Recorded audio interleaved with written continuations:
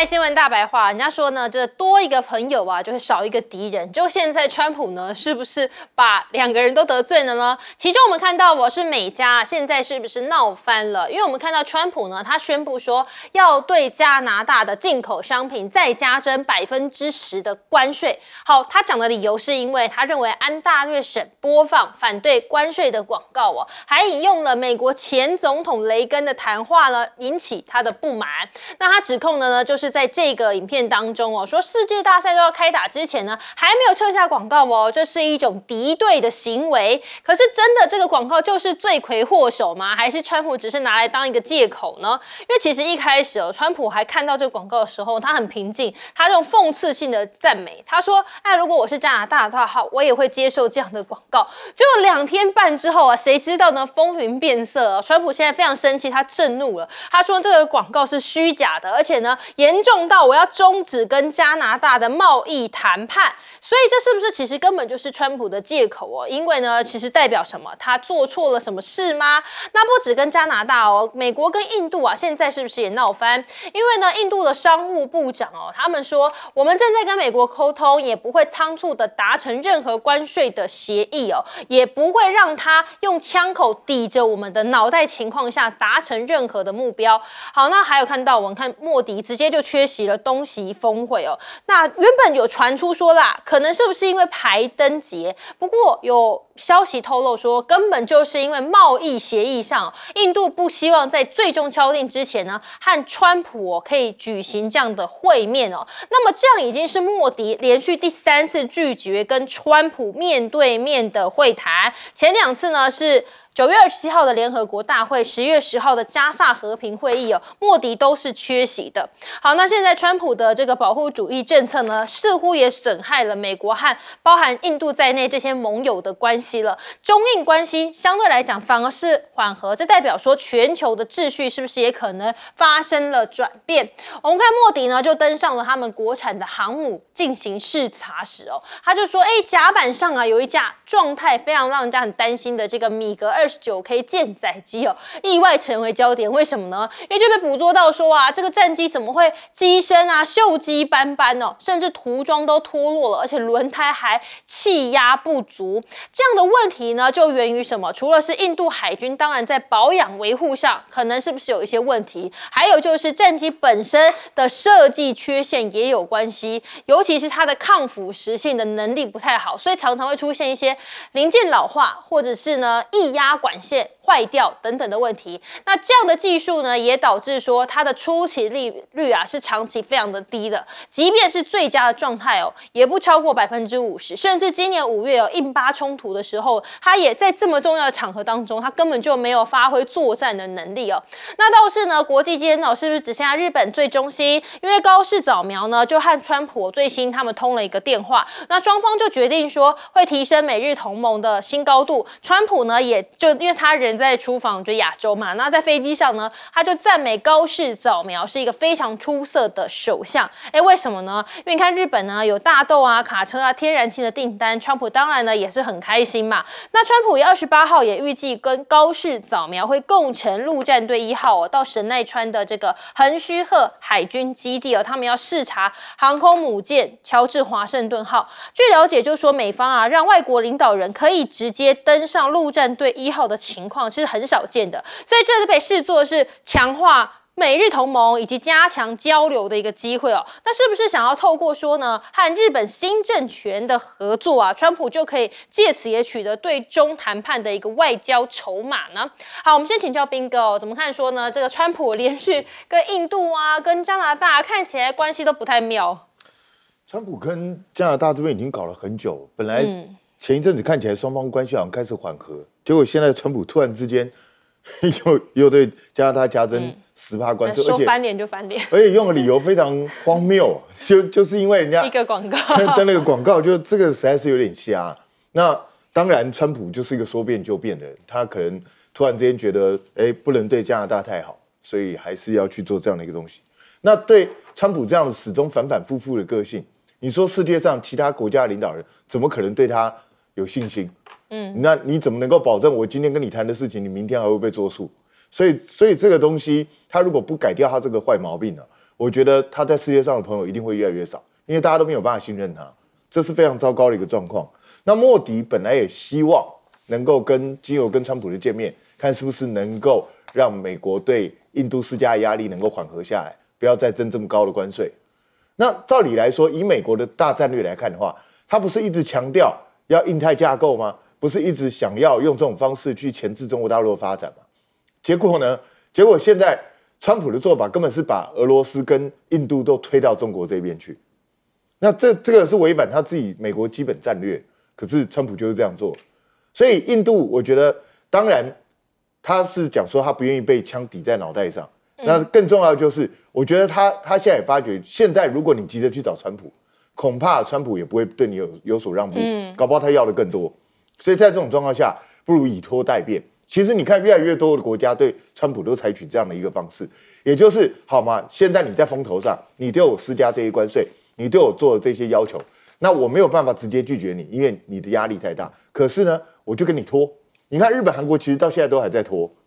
因为一个被要求5500亿的投资，一个被要求3500亿，那这个不可能拿出来的，一拿出来，他们自己的经济恐怕都要垮掉。所以在这种状况下，日本、韩国都是用拖的，以拖代变。其实我们台湾也是一样，我们也是一直在拖。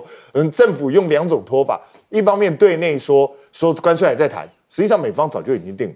根本不是什么暂时性关税，那就是已经决定的关税。但另外一方面，他继续不断的去找美方谈。看是不是拖时间久了之后会有一些变化出现。我觉得世界各国差不多都会采取这个态度，所以对印度来讲，当然我既然谈不赢你，那我就想办法拖，看是不是川普未来整个世界局势变化的时候会出现一些新的契机出现。那至于说印度的这一次莫迪上去航母把自己的东西曝光了，其实这很正常啊，因为印度的这个维修保养本来就是世界数1数2的糟糕。他调战斗机的数字是全世界第一，他没有发生过几次战争，可是自己因为这个保养维修不力而失事的飞机，那个是多到不可胜数。所以你现在看到这个米格29K 出现这样的状况，也没什么好意外。那印度如果不改掉他这个坏毛病，就是你肯花大钱买新锐武器，可是不肯花大功夫去好好保养的话，那未来这种情况还是不会改变，它的妥善率一定非常非常糟糕。那至于高市呢？高市其实上来之后，他首要任务就是要去安抚好川普。可是问题是，安抚好川普的目的是希望他对日本的要求能够降低，比如说关税是不是能够再调降啊，或者是要求日本投资美国的是不是可以相对减少，或者是时间拉长一点，不要那么急。可是现在是初步的接触，看起来他跟川普之间谈的是蛮愉快，可是能不能达到这个目的呢？如果达不到这个目的，而是像之前的首相一样，斯珀茂一样，还是被美国压着，必须要做出更多的承诺。那我觉得恐怕日本国民对高市也不见得会买单。来，李站长。讲到印度三哥的军武我就要讲笑话给大家听了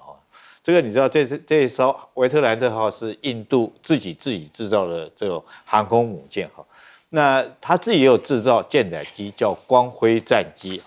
那为什么他不用自己的光辉战机在他自己建造的航空母舰上面当舰载机？你知道为什么吗？因为他同样都是他自己建造，但是他放上去以后，他发现他的光辉战机翅膀没办法折起来，也就是说，他的维特兰特号的升降机没办法升降他的光辉战机，所以他必须还用这个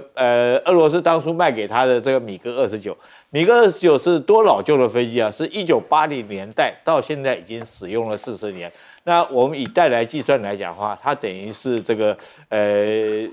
第3代战机了所以老旧是很正常。但是法国现在没办法，它这个飞机来讲，它自己造了光辉号，不能在升降机上面起降，那等于白做了。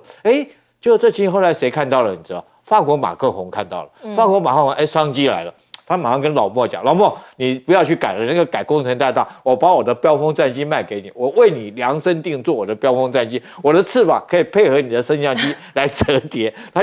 法国马克宏就把它卖给这个印度的航空母舰当做舰载机，总共卖了多少架呢？卖了26架，准备给他当舰载机。那这个马克宏法国趁这个机会也赚了一笔生意了。所以我们看到印度它军武就这样，你自己做了航空母舰，你自己做了舰载机，居然这两者不能相容，不能配合。到现在为止，你变成要跟法国去买它的标风战机。那我们看到高市早苗哈，这个也很有意思哈。大家看到高市早苗他要去搭这个川普的陆战队1号的那架直升机。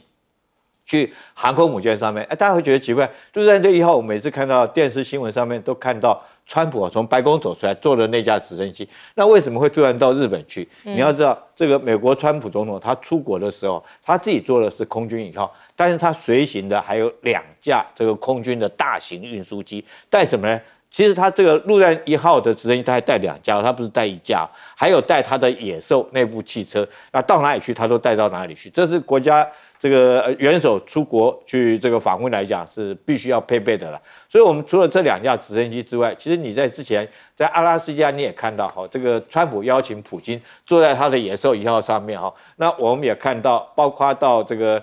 金正恩去这个访问的时候，也邀请这个普京坐在他的这种普京邀请金正恩坐在他的这种总统的专车上面。所以总统出国去的时候，美国是特别有钱啦，他除了带车子之外，他还带直升机哦，因为有空军帮他运输。但是我觉得高市早苗这次来讲的话，可能没有那么轻松能够过关。第一个，川普一定逼着他，大概明天会见面哈，5500亿你答应我的，那不能前一个石破茂答应我的，你高市早苗哈说话要算话，你必须要承认这笔当初这个投资我的这笔金额不能赖账。那第二个来讲的话，一定会跟他谈有关的美军驻在日本的军事分摊的费用，就是要高市早苗要分摊美军在这边的相关的一些费用，甚至于美军的指挥权等等哈，这都是高市早苗后续来讲面对川普必须要谈的问题。所以我觉得高市早苗这一关不见得那么好过哈，他不见得能够在川普那边。那如果说你不听话的话，我们看到川普的脾气多大，对不对？你看到他对加拿大可以马上苛征10%的关税，可以把泽伦斯基骂到白宫外面去摆一张小桌子开记者会。那高市早苗，我觉得明天现在大概也是剉咧蛋在那边等看川普会对他用什么样的态度。对，就代表关卡才正要开始来。对，我觉得因为川普打这个关税战到现在大部分国家都是怎么讲步步为营了，都承受很大压力。因为川普特色大概就是不分亲疏哪怕你是我最好的朋友盟友都一样这点跟过去的美国总统是大不相同。那老实说这里面提到的国家我们可以看看从川普4月2号宣布对等关税之后包括像是加拿大、墨西哥欧盟、瑞士、印度这些国家在不同时间点其实都跟美国有很大的一个冲突，但川普的策略基本上都是软土生绝他不会轻易的放手。那除非是你真的在贸易上在你的杀手锏上跟中国跟美国是等量齐观比如说是北京，那才会慢慢川普会慢慢跟你谈下去。那这里面呢，我觉得最有意思的地方有几个国家，一个是印度，一个是加拿大。因为加拿大过去跟美国是水乳交融但是从去年川普胜选开始，大家还有印象吗？当时加拿大的总理小杜鲁道其实就有很多言论是直接跟川普硬着来而且是加拿大整个全国上下的氛围是有点同仇敌忾，因为川普好几次讲话说到把加拿大并为是美国新的一州。那到现在的卡尼，其实他也是他的姿态其实非常非常强硬所以但结果怎么呢？会看到，因为川普不高兴的就是这个安大略省的这个作为，因为安大略省其实不是加拿大唯一的地方政府要跟美国对着干，不是，而是他们全国举国上下自发性的作为里面的一个部分。但这个广告让川普看到他是高度的不高兴，所以他用很大量的一种攻击，意思是说我就暂停所有跟加拿大的一个贸易跟关税的谈判。那我不禁要说有没有效？其实有效，因为这1对1的时候，美国是占有上风，卡尼马上就松口了，他说我们要撤回这个广告，而且我们希望能够立即跟美国恢复这个贸易的谈判。那这就是川普的风格。那印度其实也非常有意思，因为印度其实我们知道10月初的时候，印度总理莫迪跟川普的确通个电话，当时大家的感觉是好像稍有缓解，因为从双方的这个对外公开的讯息都是还是好朋友，还是好的经贸的伙伴，甚至有传言说因为本来川普非常凶悍，对印度技术是50%的高关税，不前几天才有人讲说也许川普就要把它降到15%或16%喽。但事情有这么的简单跟单纯吗？马上跟你讲，没有。对啊，因为友谊的小船马上就会翻掉，那哪一天可能再把它救起来也不一定。因为现在来说，对于印度来讲，其实已经不是让跟不让的问题，因为有些议题是让不得。包括川普希望美国大举扣关的农产品跟这个乳酪的这个制品啦，其实对印度来说，印度是小农经济，印度也是世界上最大的乳制品的这个制造国之一。那贸然入关，这里面包括是印度的农民的生计，还有食品的安全啊，粮食的安全，因为这里面有一些是美国的基因的这个农作物，所以印度是守到目前为止，而且他说这是我们自己的一个决定。所以印度跟美国关系能不能很快能够复原，我觉得还要再观察。我们也持续带大家观察，休息一下，马上回来。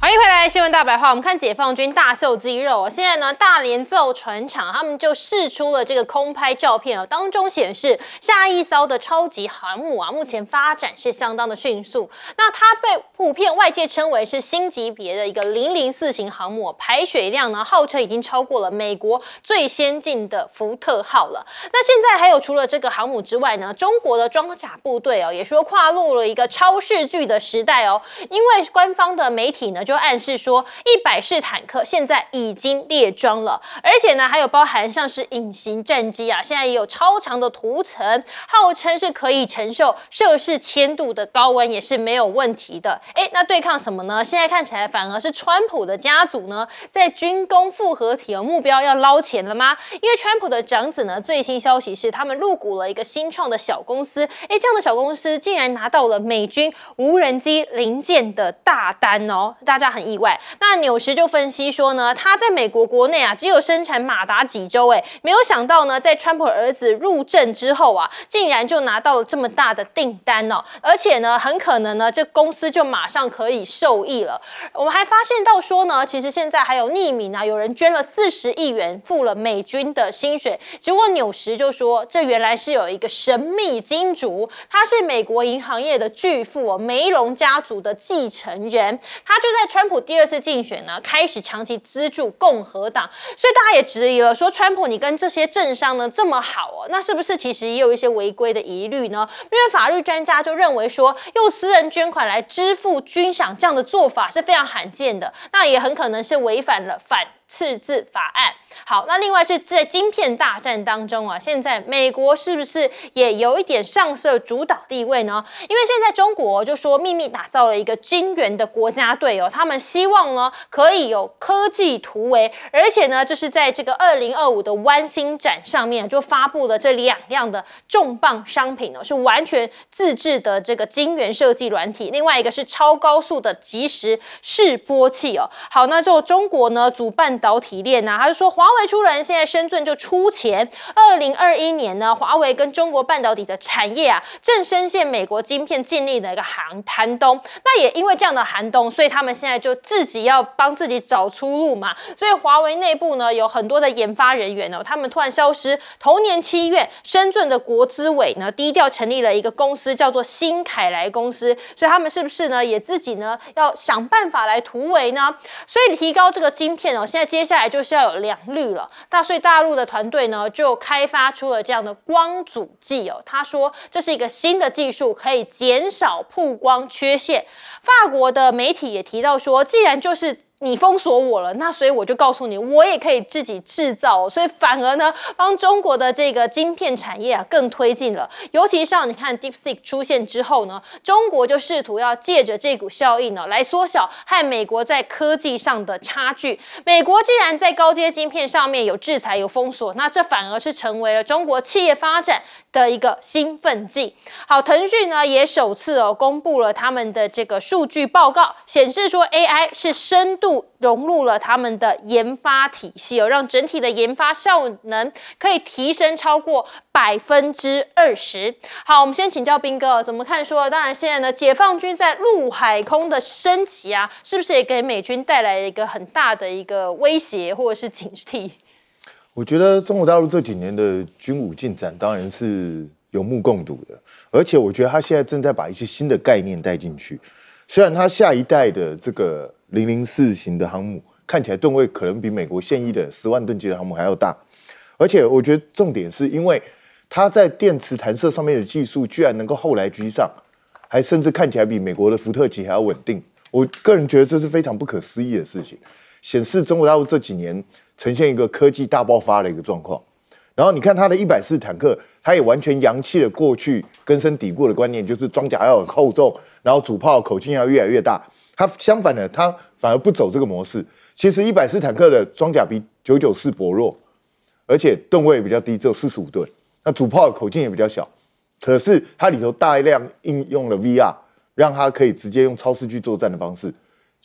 等于把全新世代的这种作战概念带入了坦克装甲作战当中。所以我觉得这些新概念进来，未来都可能会改变战场上面的一些态势。所以我觉得我们要持续观察，因为我一直觉得我们国军在很多东西还在固守那种2战时期的思维，是很诡异的。人家都已经打到另外一个层次了，我们还在固守过去的这些旧想法，这是非常要不得的。将来在战场上，万一真的发生战争，恐怕要吃大亏啊。那同样的，我也觉得美国是一个很奇特的国家，也就是，总统的儿子开了公司去包政府的工程，你确定这是对的吗？这个没有利益输送的问题吗？这个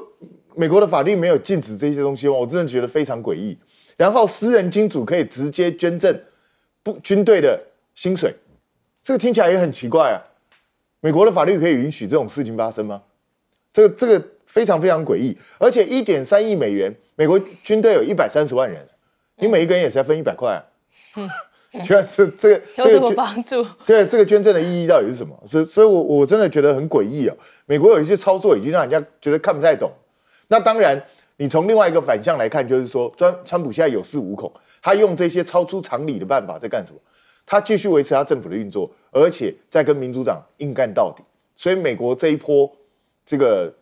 联邦政府shutdown恐怕会拖的时间比上一次还要久，比川普1.0的时候还要久。那就看双方能够撑到什么时候。那中国大陆他也知道自己在科技上一直遭受美国的压制跟封锁，所以他一直在求什么？他应该要求的就是弯道超车，也就是如果我一步步都按照你过去所定下的这些规律、这个路径的话，我永远也追不上你欧美。所以他现在的想法就是，我是不是可以用另外一种思维出发，从其他的方式去达成甚至超越你的效果？中国大陆现在这几年就一直不断在干这些事情。所以我觉得很多新的想法、新的做法都会出现。那至于会不会成功，这很难说。但是他们至少在努力尝试这些事情，而且看起来在某一些地方确实取得了一定的成果。那至于运用 AI 在这未来的辅助设计也好，或者其他的工程也好，这是全世界的一个趋势。那中国大陆已经大量开始在应用这些东西了。那重点就是我们台湾自己也说自己要成为 AI 岛啊。那我们真的有在做这件事情吗？政府投入了多少资源下去？我们的进展到底在哪里？其实看起来，我们跟对岸的差距正在越拉越大，恐怕快要看不到人家的车尾灯。来，李将军。这个140坦克我特别要介绍一下，因为这确实是对我们台湾威胁很大了。这个在93阅兵的时候，它有展示出来。第一个，我们跟我们台湾的我们现在买的 M1A2T 战车来做个比较。我们 M1A2T 战车到了63吨它只有45吨。那为什么比较轻呢？那我们的主炮是1.2洞公里，它就1.5公里。那炮管为什么比我们1.2洞要比较小？那是不是它的装甲防护力不如我们的这种 M1A2 战车？但是你知道，这个从这辆战车设计出来，其实它这个陆战的观念已经改变了。它这辆战车来讲，我们所谓钢板厚就是防止敌人打我们嘛。其实反战车最好的武器就是战车反潜最好的武器就是潜艇。所以我们看到坦克大决战就是战车跟战车打。那它的主炮目的，其实原来主炮的目的就是在打敌人战车，所以我们看到炮上面装的都是5.1脱壳装甲弹，打的都是穿甲弹都是打敌人战车。那现在来讲，它观念已经改变了。第一个来讲，它防护不靠装甲的厚薄来防护，它靠的是什么呢？靠的是它的四周的一种这个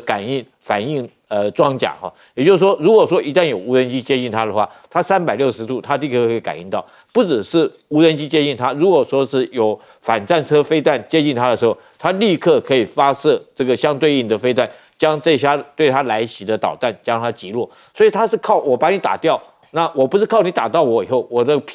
皮厚来挡住你，而是我直接对你来将你击落，所以它不需要它的装甲做到这么厚。那第二个来讲，我们看到它为什么这个炮口会比较小？比较小是不是代表它的这个穿甲的能力会比较弱哈？它现在打战车的观念也改变，我干嘛用炮来打战车？炮最多就是打这个4-5公里远嘛。那我用飞弹来打你，是不是更准？摧毁力更强？所以它这辆战车上面装了很多的反装甲的飞弹，所以它事实上你可以看它是一辆战车，但它主要是打战车的是靠飞弹。它的防护主要是看反装甲的飞弹，这个反飞弹来做装甲防护。那另外来讲，它在操作上面，我们这次看到它这个驾驶员脸上头上戴的那个头盔，在93阅兵，我们看到他戴的是一个 VR， 是吧？就是说它四周来讲360度感应，也就是他驾驶在里面来讲的话，他头随便往哪边看，那个战车等于是透明的，他可以看到360度都看得很清清楚楚。我们台湾是不是也要引进这种东西啊？不然的话，我们上次汉光演习，我看到我们战车这个横冲直撞了，把人家民车很多都撞烂了、撞坏了。那如果有这种设施来讲的话，360度可以感应来讲的话，可以避免这个视线就没有死角，不管是在攻击或防护上面就避免掉很多的死角。所以这款战车那为什么我说对我们威胁会比较大？因为它重量45吨，我们再结合前一阵子看到这个大陆所展示出来的这个登陆的船艇就是接驳船啦那它这个战车45吨是不是很轻便的，就可以从这个登陆艇上面装很多架从这种接驳船上面就直接抢滩上岸。那如果说对我们的 M1 战车又没办法挡得住的话，确实对我们威胁是很大的。来老师。对，我觉得因为中国大陆的这个军事能力最近20-30年是快速崛起，当然引起美国很大的重视。那尤其是海洋的力量海军这方面的这个能量，当然是美国最关切的。那福建舰应该从今年5月开始，至少9次海试随时都有可能正式服役。那与此同时第4艘航舰004也在动工当中。那现在大家对004还是有一些不同评估。但一般根据这个媒体的这个报道，还有一些智库评估，它可能比现在的这个福建舰8万吨更大，甚至会大过于这个福特级这个10万吨的这个规模，可能到11万吨、12万吨这么多。当然还是电磁弹射。那因为它的这个更大，所以它的舰载机的数目会远大过于现在福建舰的大概45架到60架左右，那也可能会高过于福特级航舰大概有75架到80架的舰载机的这个数目。那我刚刚讲美国近年来是比较担忧因为它的海上的这个作战舰的主力大概还是伯克级大概74艘驱逐舰那目前还有20几艘的合约，那还有包括像巡防舰星座级也有20几艘在建造当中。但中国大陆的这个主要作战舰的数目可能是大过于美国尤其是我们可以看到川普不前一阵子还在讲说他打造黄金舰队，但是比较概念式，但是他可能指的是因为目前中国大陆海军解放军海军的所谓的万吨大驱大概是12000吨到13000多吨，那目前可能会建造8艘加8艘16艘这么多。那其实美国也有在川普提出黄金舰队之前，美国海军跟美国国防部也有所谓的这个下一世代的这个驱逐舰，当时一般所推测的大概是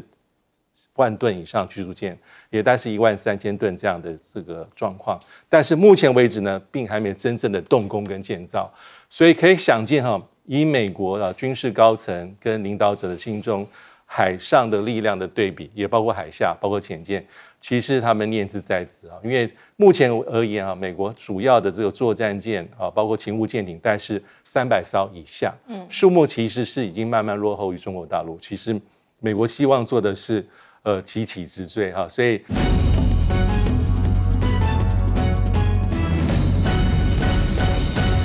好我补充一下啦，应该是说这个川普知道他要先跟习近平见面，所以他才把这个关税的日期定在隔一天11月1号。好，我们来看到啦，就是川普的亚洲行似乎这个筹码有点不够，没有办法就是跟这个习近平过招嘛。那么美媒也形容呢，他这一次的亚洲行呢，可以说是最危险的一次赌局。这个我们来看到呢，川普的前国师班农他说呢，中国已经向美国发动了经济战，所以川普此行等于是在掷出最沉重的铁骰子。好，我们来看到啊，这个川普来到亚洲，那虽然大家都很关注这个他跟习近平的过招，但是现在还有其他亚洲的国家，他们的处境也是非常的微妙。在这个美中夺权还有影响力的战场上面呢，不仅仅是兵力武器，还扩及了供应链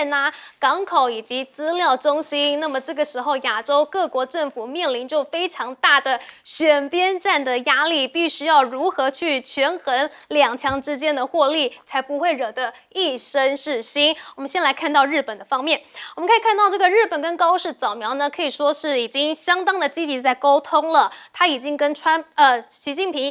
普已经跟高市早苗来通话了。那么川普也赞说高市可以成为一个非常出色的首相。那么这个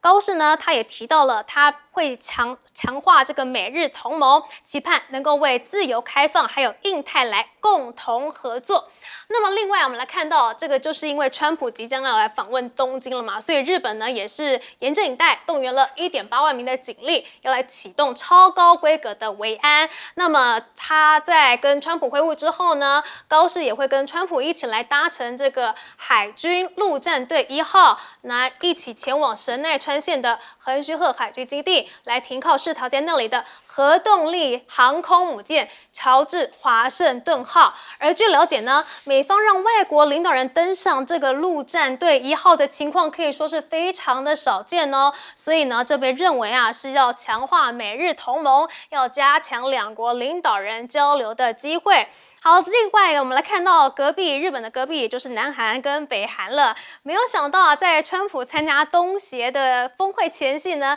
南韩竟然是出现了这个反川抗议，这个情况跟日本也差太多了吧？在南韩呢，有超过1000名的这个示威者聚集在首尔席地而坐，高举他们不要川普的口号，还有愤怒的民众举牌，就是因为这个美国一直拿关税来压南韩，说川普是强盗，不是来谈判的。好，不过我们来看到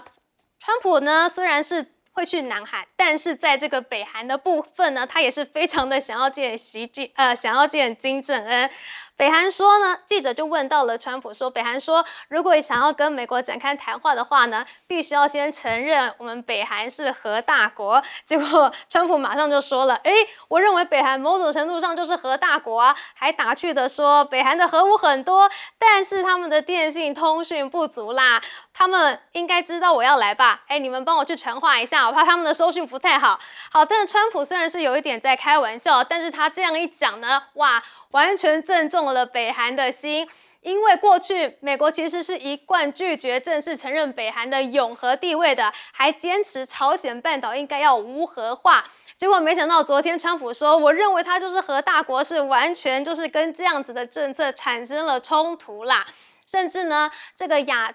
川普的亚洲行还没有排这个川金会，白宫也说他还是很愿意的去跟金正恩来对话的。好，另外呢，就是来看到马来西亚的部分了。川普呢已经抵达马来西亚了，结果他竟然是在这个红地毯的地方高规格迎接他，甚至这个川普呢也很高兴的跳起了舞，手舞足蹈的。另外呢，我们来看到呢，在美中角力之下呢，川普也会出席这个泰检停火的签署协议。这件事情就有点妙了，因为中国是被排除在外的。由于这个中国未受邀参加此次的仪式，所以部分人士就认为呢，此举可能反映了美国与东协意图在区域外交中去削弱中国的影响力，同时要凸显华府在印太安全事务上面的积极介入。也就是说，川普是很想要抢功的啦，而且且美国官员还帮腔说太检停火，中方是没有什么贡献的所以呢，怎么看都是美国起了比较重要、实质性的角色。但是怎么说呢？过去这个太检两方都多次公开的感谢中方去调停、去停火的。好，另外呢，除了这个停火的问题，这个马来西亚跟美国也希望能够借此来谈到这个晶片零关税，而且预计在10月26号就要达成协议。可以看到这个川普的亚洲行四处蹭，一下也要蹭这个停火也是我的功劳，一下也要蹭这个印太的布局。但是我们可以看到，其实这个亚洲各国还是很会看角色的，很会看脸色的，因为他们不像这个中国嘛，能够去跟美国来有这个谈判的这些筹码。那么杨教授，您是怎么看的呢？泰国跟柬埔寨的边境冲突很久了打过几次仗。都很短，那这一次也是一样，跟川普跟美国一点关系都没有。讲句实在话，他们停火本来就不会扩大，然后呢，后来反而变成泰国自己内部的一个政治的事件他的就是总理反而因此下台。不过比较是跟整个东协东盟的，就是主席安华马来西亚总理关系密切，以及跟中国大陆当然也关系密切，所以。川普来这边需要一个场子，大家做一个秀给他，我觉得大家都了解。但是呢，这里面显现出你在亚洲跟以前不一样的，美国跟以前在亚洲真的是无往不利大家都会巴结他，把他视为是最重要的来访。现在不是这个样子了，不只是韩国那边的示威抗议，你看看，在你跟中国大陆这边川习会现在都还不确定嘞。谈判的结果是有进展，我们希望它有更好的进展。毕竟两个大国经济第一大、第二大，一个31兆美元，一个21兆美元。中国现在已经来到美国的70%的 GDP， 那这里面当然有汇率的因素在这里面。所以这样子的两个大的经济体，如果真的碰撞，完全的进入到经济冷战，而且这个脱钩断裂，对世界经济都不好。可是就在这个时候，也在那个会场出席的新加坡的总理黄循财前2天就接受到英国金融时报的访问，他说现在全世界已经进入到后美国秩序过渡期。这个讲得真好，后美国秩序，因为美国现在其实已经不太愿意插手太多国际的事务，从各个层面的退出，从援助退出，从气候议题退出，从很多区域的冲突、地缘政治退出，然后呢，要守它美国优先，要守它的本土安全，同时要求所有的这些供应链回到美国，就算在日本、韩国、台湾、欧盟的呢，也要输血，让美国这个投资进来、技术进来、工厂进来，成本再怎么高，它都要，因为它要跟中国的竞争过程当中。维持他自己关键的产业的主导性，但是他做出来大概只能卖到美国或者是部分的这个盟邦，因为成本过高。但是现在这个情况，你就看到后美国秩序过渡期什么意思呢？黄循财说，大概是接下来10年，在这个10年之内，我们不知道什么时候中国大陆的整个 GDP 整体的经济会超越美国，不知道。但是呢，各位，整个亚洲的经济已经超越北美。整个亚洲的经济已经超越欧洲，我不知道是不是中国的世纪要来临，但亚洲的世纪其实已经来临。你看看川普这个世界霸权的总统，像这样子一个领袖，他到亚洲来要陪着大家作秀，因为他自己说他今天为什么要参加那个签和平协议？泰国跟柬埔寨，他本来想去打高尔夫球的，但他说这个比较重要。他都要违背他自己的意愿，然后呢，他到日本、到韩国去的时候呢，他就必须要面对要求你一定要来做美国的投资，然后呢，供应链的移转。为什么？你日本、韩国以及飞过的台湾半导体是你们最好我们现在已经不行了。然后跟习近平见面的时候，他一定会想说这个稀土怎么办？根本没有办法。所以现在。美国在亚洲已经不是那种到处随便这个任我行已经是不太那么吃香了。你看呢，只是外交场合上把它做出来，已经显现出我觉得其实美国盛极而衰的情况越来越明显，尤其它到亚洲来的时候，不再像以前一样，因为亚洲特别我都没有讲太多中美之间的关系，那中美之间才是真正的竞争的重点。而后美国秩序的过渡期这10年，大家会非常的动荡。好，那左教授你怎么看这个亚洲型亚洲各国是怎么去看待川普的到来的呢？当然，马来西亚应该是最开心的，因为川普上一次参加这个东协峰会已经是2017年在菲律宾，所以这是这个他这一任第一年他就到了东协峰会时隔上一次呢将近也超过8年了。那当然，这个马来西亚所以摆出很大的阵仗，而川普来也跟他签了贸易协定。所以马来西亚跟川普谈了他们的关税，但是最后落实是在他跟这次川普来的时候，双方签的贸易协定。这个双方签的贸易协定涵盖的面向非常广，包括马来西亚对这个川普对美国的采购，包括美国产品进入到马来西亚市场。当然，更受到大家瞩目的就是稀土，因为这一次他也谈到了双方要在稀土的合作。其实大家看到，就是说川普这一次去见证了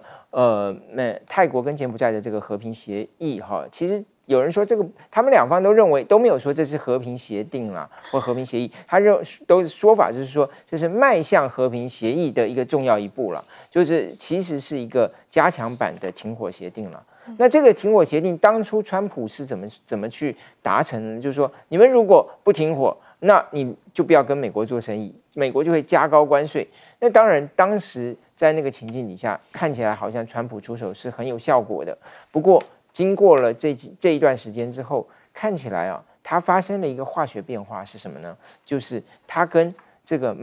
柬埔寨的关系可能比跟泰国关系还好那跟柬埔寨的关系好，这很奇怪，因为柬埔寨过去是跟中国大陆是最亲近的，柬埔寨是东协国家里头跟中国大陆关系最紧密的国家之一。要排起来，可能老挝、柬埔寨一个第一，一个第二。那现在柬埔寨是最肯定川普努力的这个国家，反而是泰国呢，就有一点迟疑，有一点保留。为什么？第一个当然因为之前跟柬埔寨的互动，所以导致什么呢？这个前面的这个贝东丹下台嘛，所以他现在对于跟柬埔寨这个和解这件事情，新的这个阿努廷呢，这个首相呢，他就变得比较保留。第二个当然是涉及到，就是说，他这一次还跟川普签了一个稀土协议，所以呢，到底泰国未来怎么看这个稀土协议？因为泰国在亚洲金融风暴以后，对于出售国家资产、出售国家的企业是很有顾虑的。那现在就跟马来西亚签的稀土协议，美国跟马来西亚签稀土协议，跟泰国签稀土协议，它的概念都是类似的，形式上都是促进这2个国家的稀土产业的发展。那实际上它要求是什么？你要加快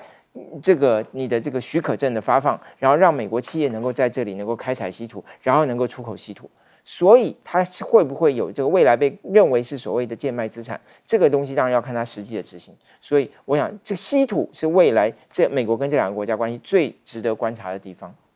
好，接下来请教黄店长，你怎么看？川普这一次亚洲行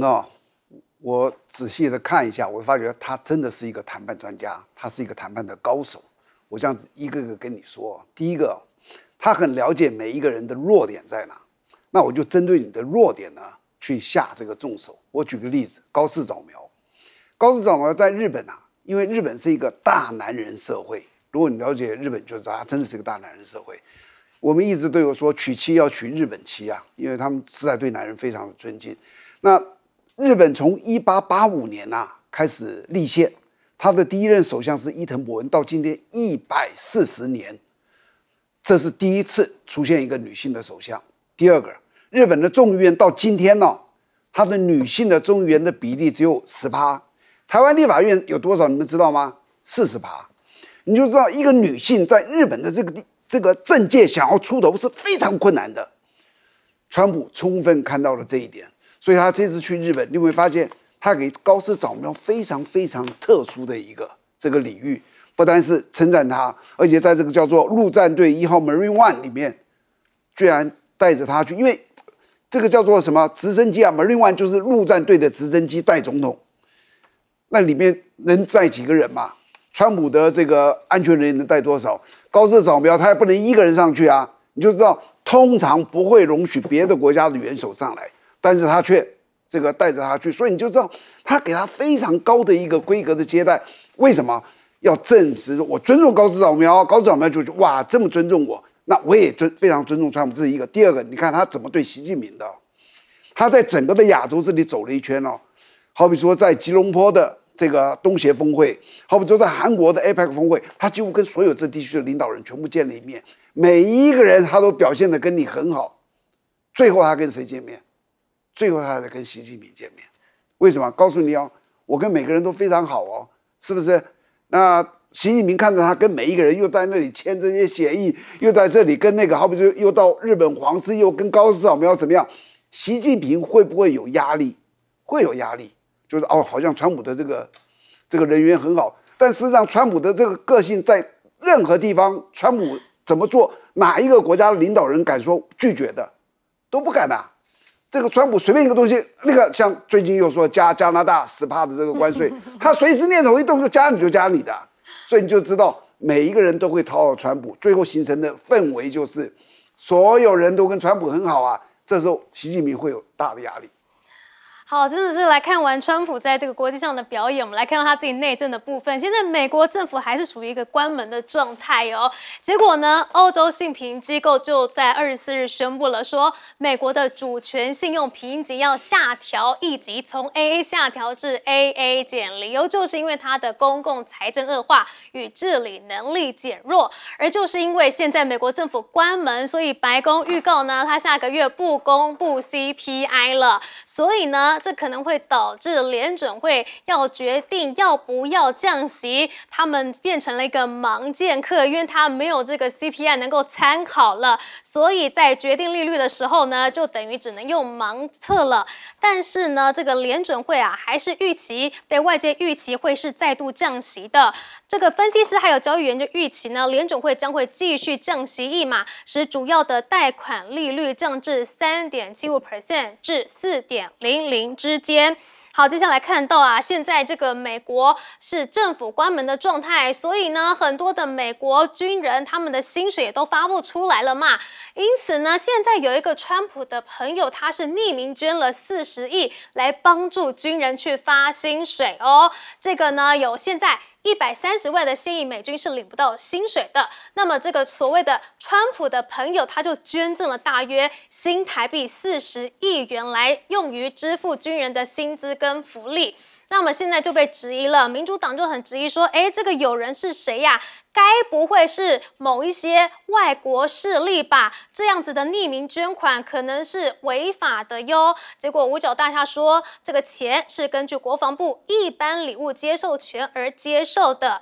而现在《纽约时报》也曝光了这个神秘的金主不是别人啦，而是这个美国银行业巨富梅隆家族的继承人，铁路大亨梅隆。他在川普第2次竞选总统的时候呢，就开始长期的资助共和党，他为人很低调，而且常年不露面。好，那个美国军人的薪水有着落了，但是现在在军事方面呢，恐怕美国还是要持续的加把劲去对抗军事。美国的陆战队它就更新了2030的兵力设计，要来应对中共的威胁。他们宣示呢，要持续的提高部队的感知能量、机动与打击战力，以便更加灵活的应对中共在西太平洋的潜在威胁。而美军另外呢，在黄金舰队的计划上面也曝光了，他们的目标呢是要打造海上巨兽，并且呢，要在这个小型的护卫队以及大型的舰队上面呢，去配备更强大的远程飞弹，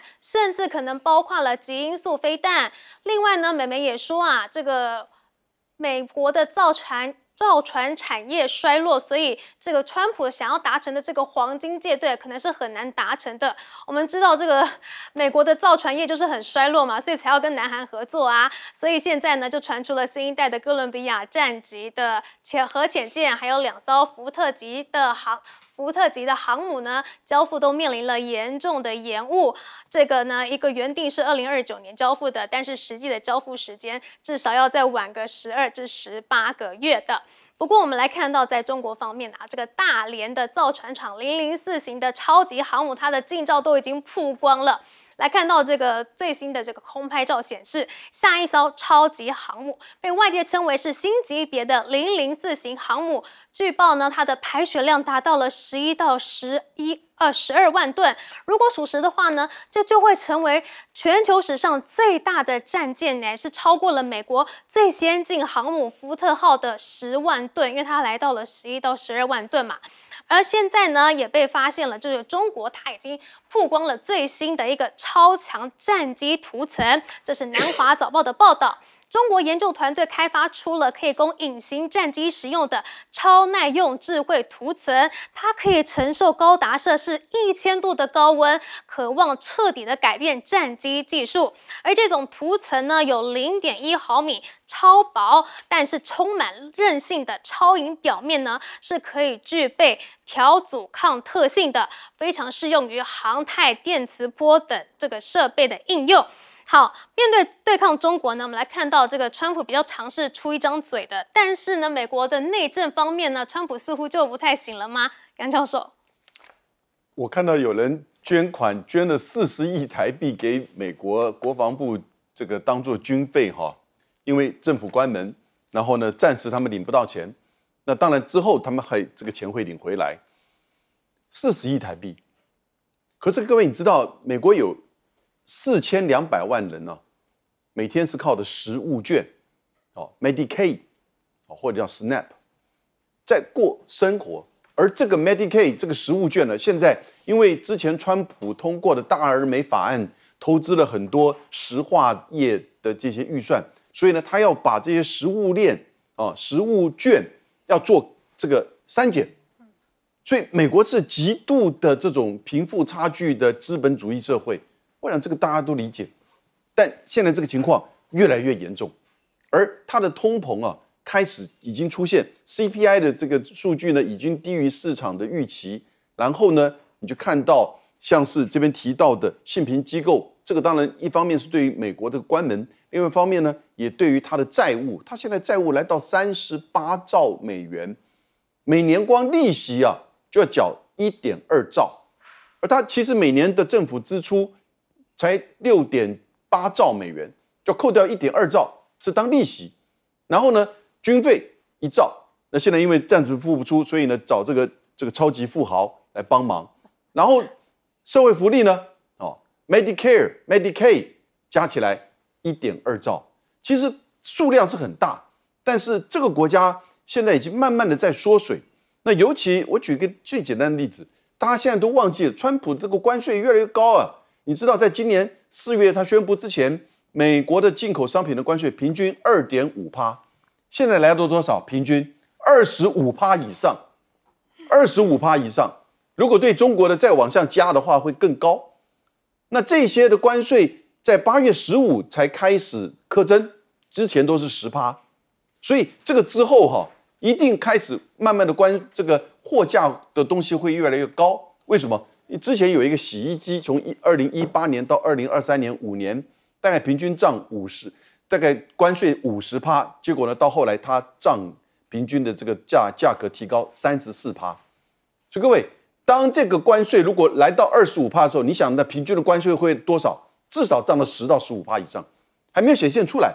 所以美国的经济跟它的金融跟财政，现在会越陷入到困境吗？我是真的是越来越不那么看好。好，我们休息一下，马上回来。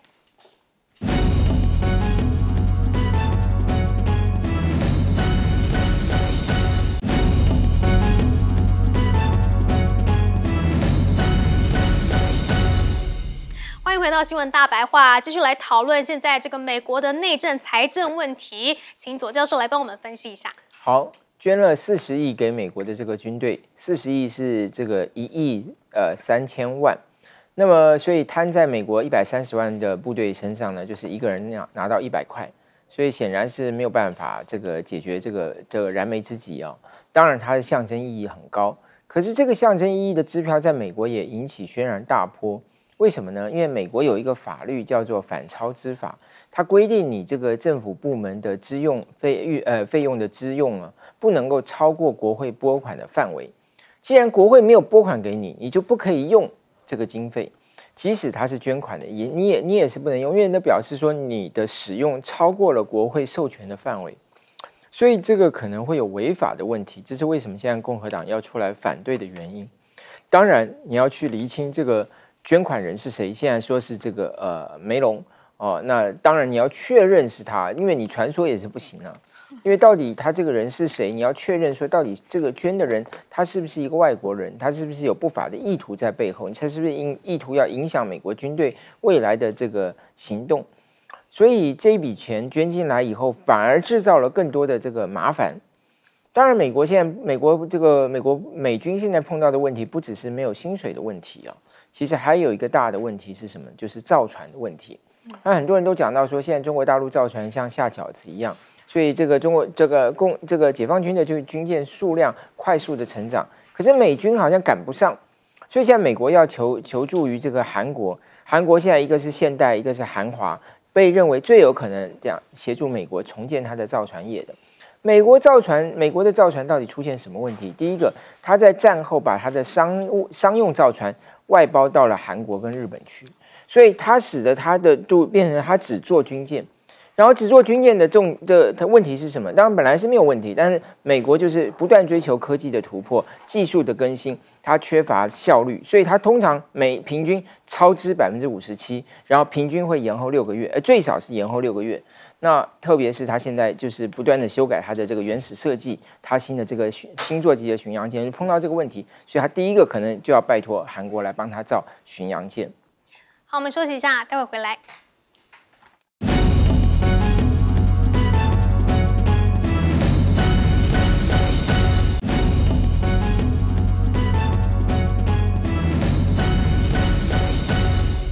欢迎回到新闻大白话。中国大陆要创造出了全世界最大的航母了吗？黄舰长。第4艘航母在网络上流传了好久了，那各方面的消息不断的新的出来，我觉得现在已经可以确定的这样子告诉各位：第一个，它是核子动力的；第二个，它是有史以来最大的战斗舰艇，就是它有大概11万吨以上，比这个美国的最大的大概。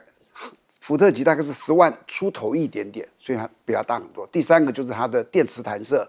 也是全世界最先进的。美国一直到现在，福特舰电磁弹射还没有弹过 F-35哦。那那个叫福建舰已经弹射过了，所以它到底呢？那接着下一艘，其实我在关注下一艘，就第4艘大概就是这样子。其实我现在真的非常关注第5艘。第5艘哦，如果它的性能哦。几乎跟就是说第4艘一样，然后它的型号没有变。所谓型号就是第1艘是洞洞1、洞洞2、洞洞3，